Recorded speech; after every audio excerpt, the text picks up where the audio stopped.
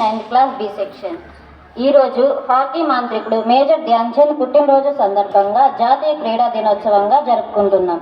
కనుక ఈరోజు ధ్యాన్ చంద్ గారి గురించి తెలుసుకుందాం. ధ్యాన్ చంద్ ఆగస్టు 29, 1905 సంవత్సరంలో భారతదేశం నందు అలహాబాద్లో జన్మించారు.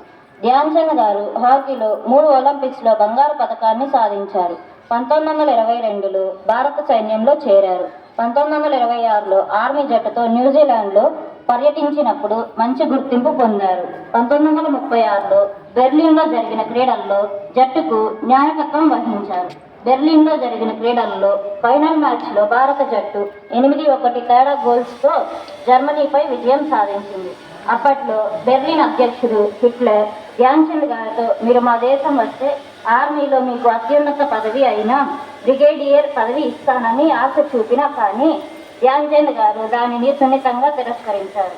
నేను మా దేశంలో మామూలు సిపాయిగానే ఉంటానని తెలియజేశారు.